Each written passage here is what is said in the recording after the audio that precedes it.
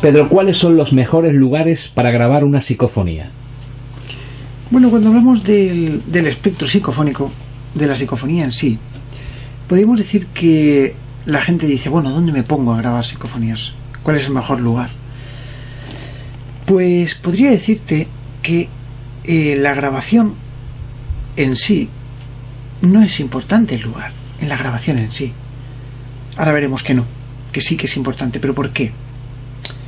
Yo puedo grabar psicofonías en mi laboratorio y obtener respuestas bastante coherentes, bastante buenas, como las que obtengo. De hecho, el silencio es muy importante y me ayuda mucho a trabajar sobre las frecuencias. Hablamos en otras ocasiones de frecuencias portadoras, donde el experimentador genera un ruido progresivo, tac, tac, tac, tac, que después lo elimina y se queda con el aporte físico sonoro que ha transformado la voz para poder modificarse y plasmarse, ¿no? Pero también se pueden grabar psicofonías en un colegio, también se pueden grabar psicofonías en una cocina, también se pueden grabar psicofonías en el mar, se pueden grabar psicofonías en todas partes. Pero, y ahora valorando las dos partes más importantes de la psicofonía en general, la técnica y el porqué, digamos, hay muchas más, pero vamos a cogernos con la técnica y el porqué se obtiene o por qué se graban psicofonías. Basándonos en esos dos aspectos, desde el punto de vista de la técnica, el experimentador necesita tranquilidad. Esto que estás oyendo, silencio. Si acaso un mero ruidito por ahí que puede hacer algo coherente que tú puedes identificarlo, ¿no? Eso ayuda a la hora de esclarecer lo que es el contenido de una grabación. Por otro lado, tenemos en que yo soy un apasionado de la grabación en los bosques. Me encanta. Creo que hay algo más incluso que puede llegar a manifestarse ahí, ¿no?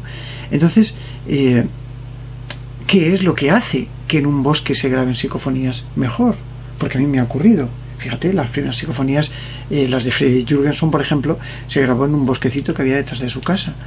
Entonces, intentando buscar la ubicación de un pajarito que era el pinzón nocturno para grabar el canto. Entonces, ese ambiente de hojas chocando entre unas y otras con el viento, ese ambiente de viento pasar entre las hojas de los árboles, entre las peñas, esa rotura molecular que hay del sonido.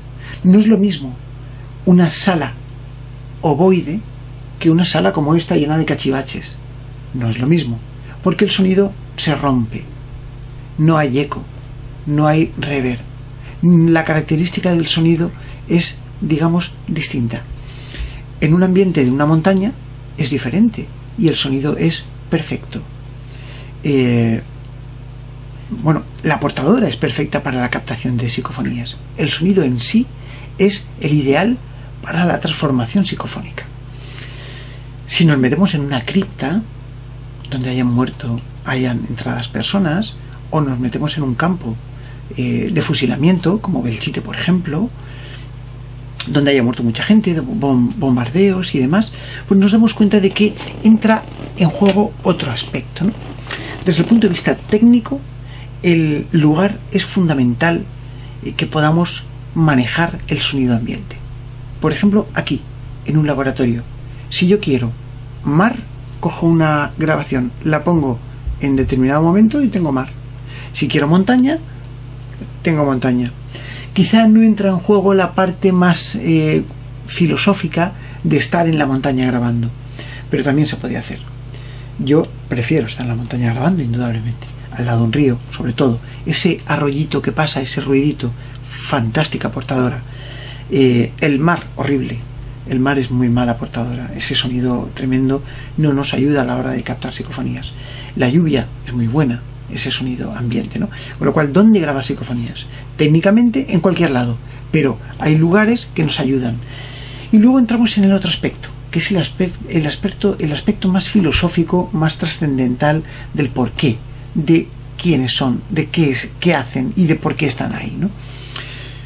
Y lo decía porque no es lo mismo grabar una psicofonía aquí, en el que esta casa se construyó en un lugar donde no había nada, esto era una montaña, y Bueno, pues si te vas a un campo de concentración en Auschwitz, por ejemplo, y pones una grabadora ahí, que también me han invitado para hacerlo, no es lo mismo.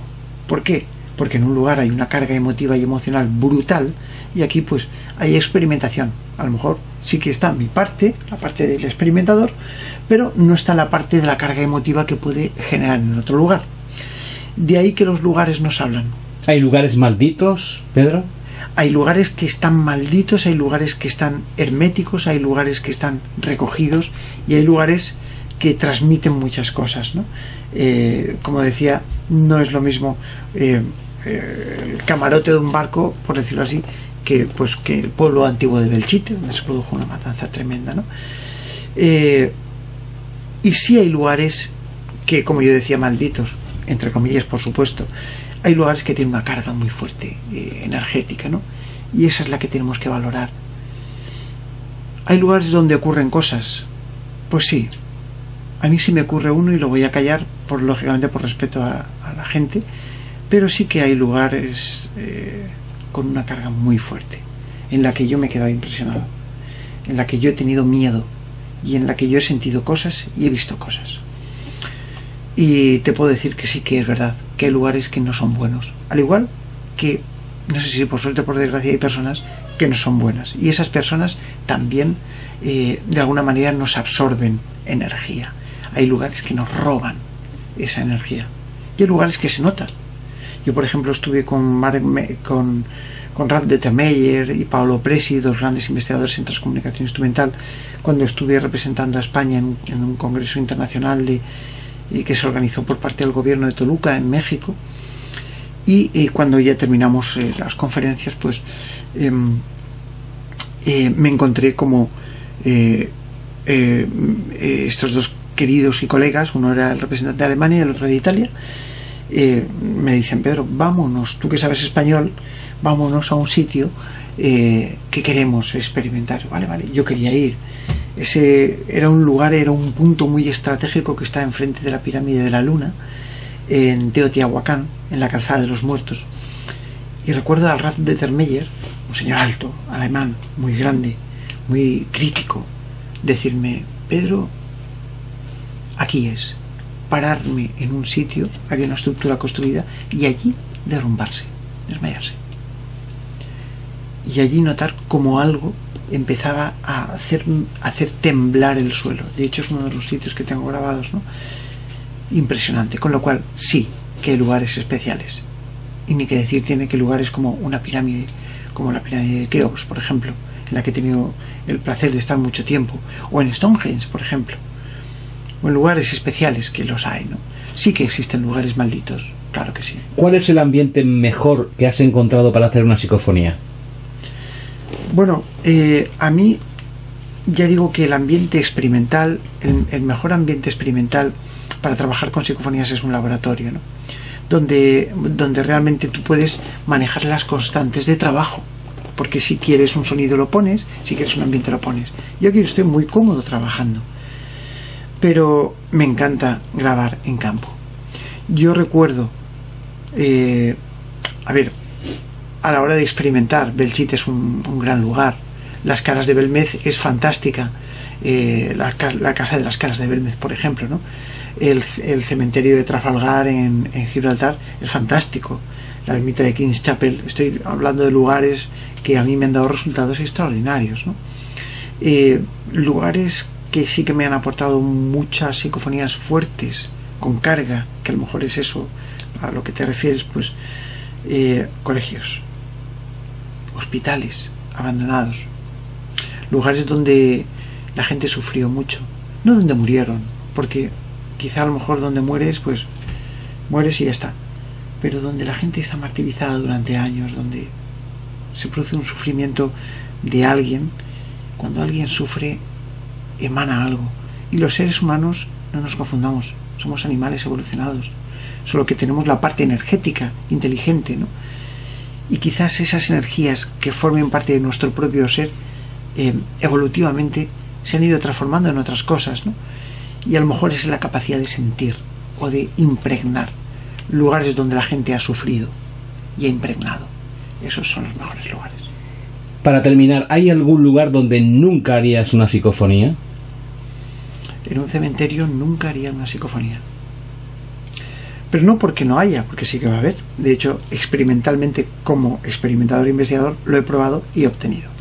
Pero nunca me pondría a grabar psicofonías en un cementerio. Por una razón. Por el respeto a la gente que hay viva. Que por ende tiene un respeto a sus seres familiares que están difuntos, ¿no?